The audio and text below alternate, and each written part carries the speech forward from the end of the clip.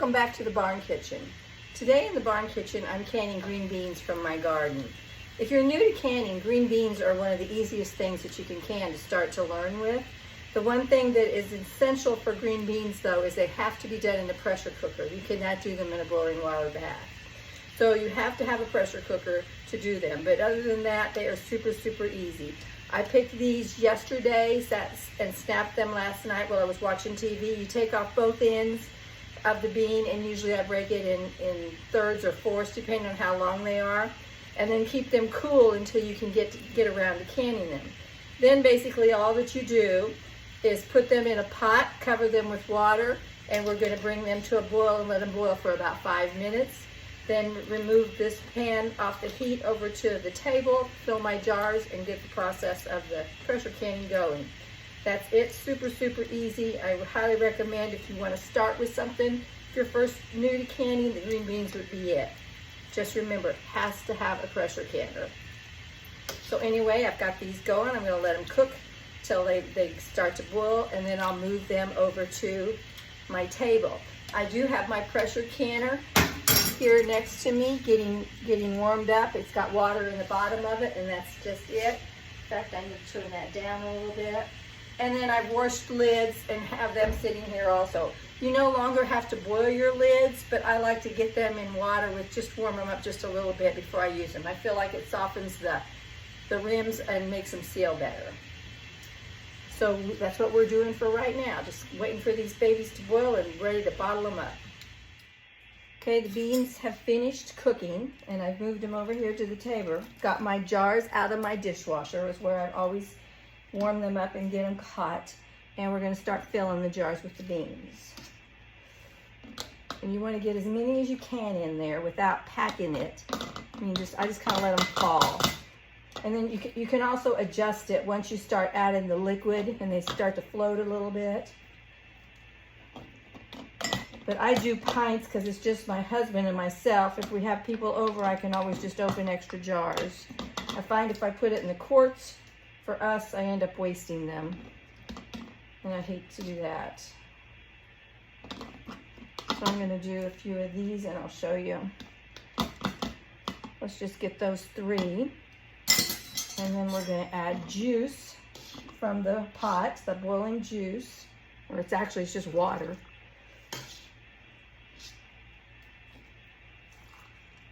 And you want to leave 1 inch of headspace.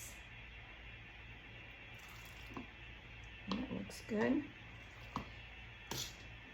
Then to each jar, I'm going to add a ½ teaspoon of canning salt. And make sure that it is canning salt. You don't want to use iodized table salt. This is just pure salt.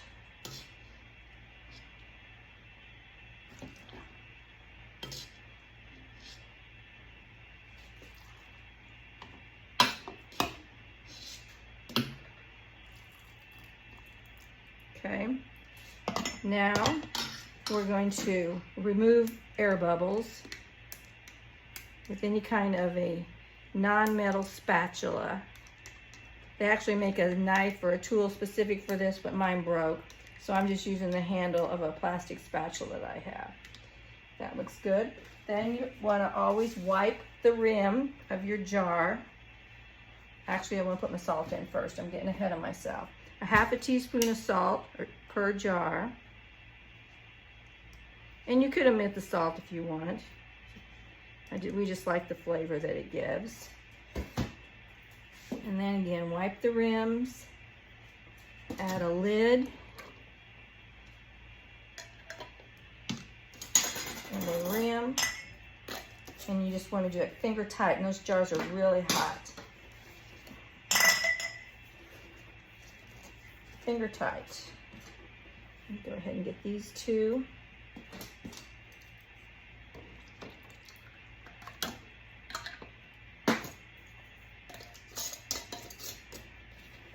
Hot, hot, hot.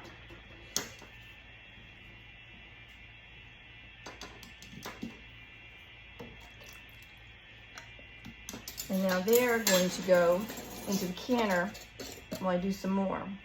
Wow, mercy, mercy. Okay. And I'll show you how my canner looks here in just a few minutes when we get a ladle full.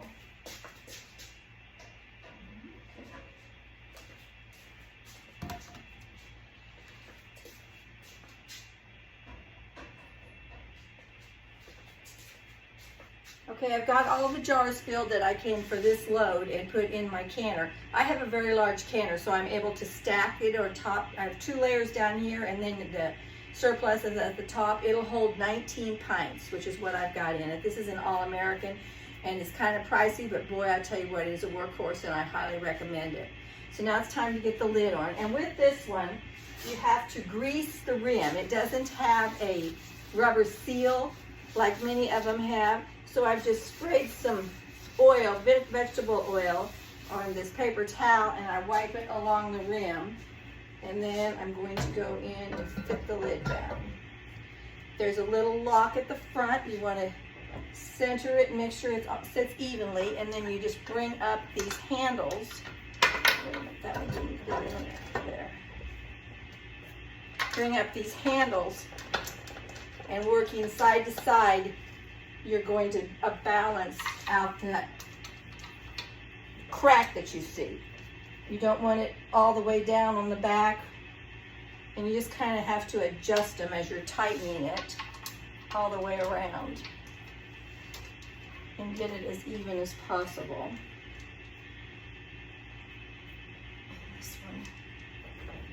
This one is too much there.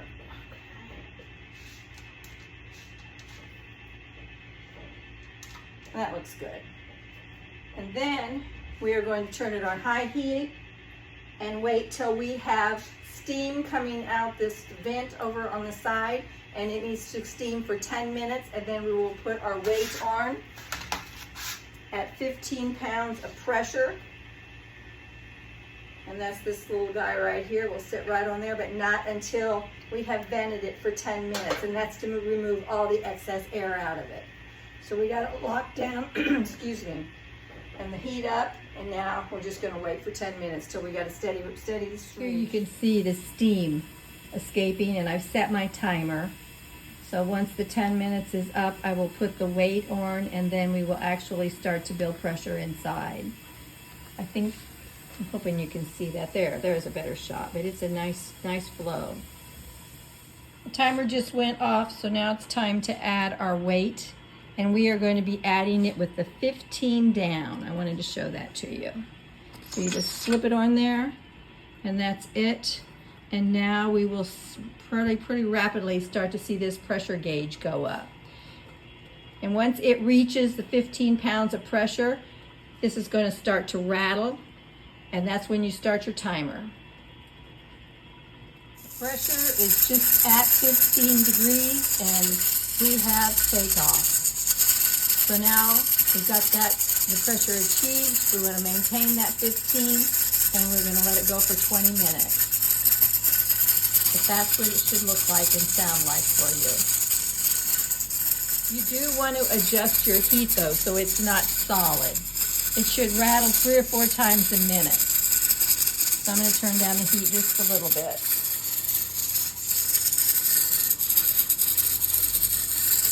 And it'll take a little bit. There we go. And it'll start back up. Our time is about up. We're down to seconds. Still maintaining that pressure and our jiggles. But what we're going to do now, as soon as this buzzer goes off here in 10 seconds or so, is simply turn the stove off and leave it alone.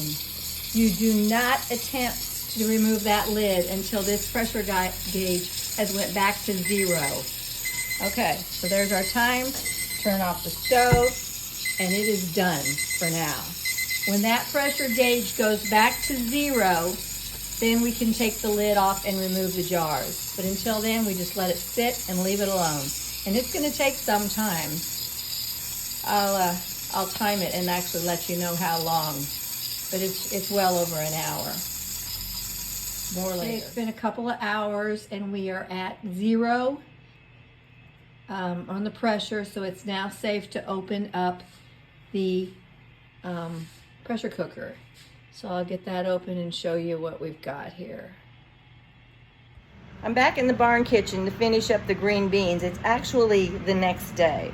I got busy and couldn't get back down here to the barn, so I just took those jars that we started the other day out of the canner and let them cool. I did have one jar that did not seal, so what I have done is just added it to, let me flip this camera around here, to the pot that I'm doing today to finish up.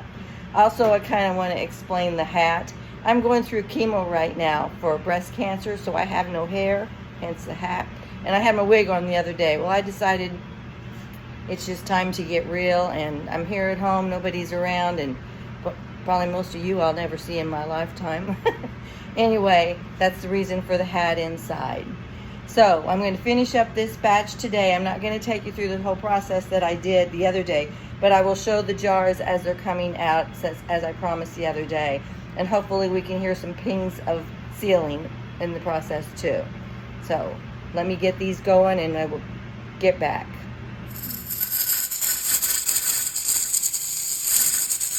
We are now ready to take the green beans out of the pressure canner. You can see the pressure is at 0.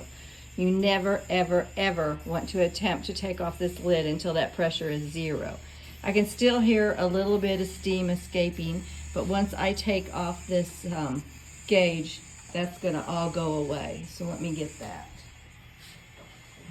And it's hot, so you wanna use something to grab it with. But there goes the last little bit of steam. And we're just gonna leave that alone till it quits, which is gonna be here pretty quick. You can hear the boiling inside. So when I take this lid off, hopefully we're gonna have some pop, pop, pop going on when those jars seal. So I'm gonna put the camera over here in get my camera ready, and we will open up the lid.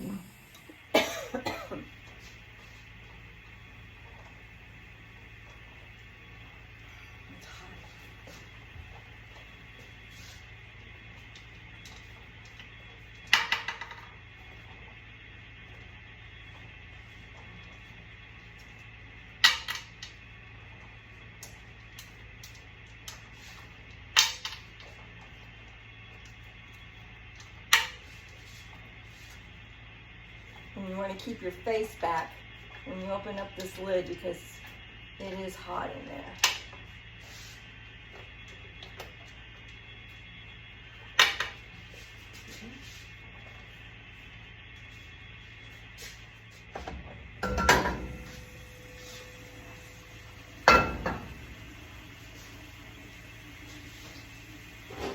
And now you just remove your jars.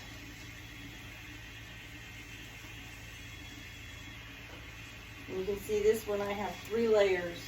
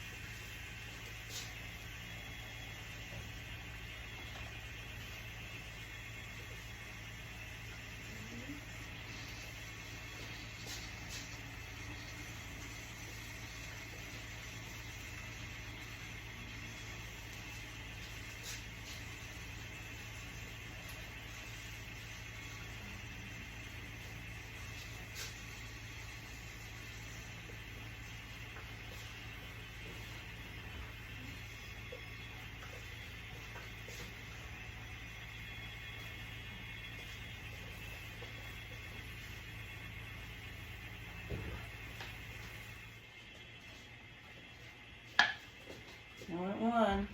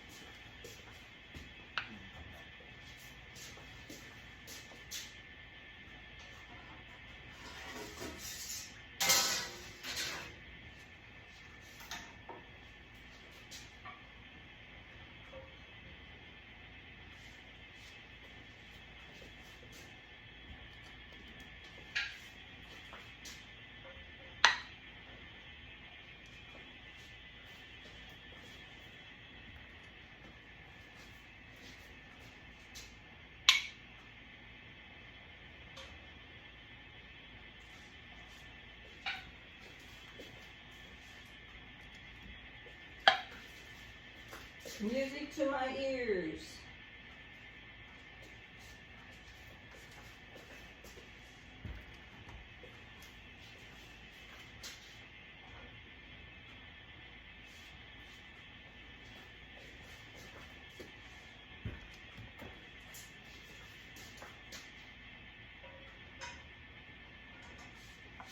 And there we have it.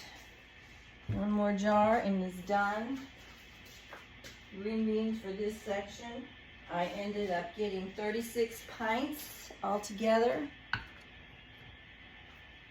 So, if you wanted to start with something simple, green beans is the one I would suggest. Don't be afraid of your pressure cooker. Just follow your manufacturer's instruction, read your manual, know how it operates, and pay attention, and you're fine. You just want to make sure that you don't ever attempt to open that lid while you still got pressure.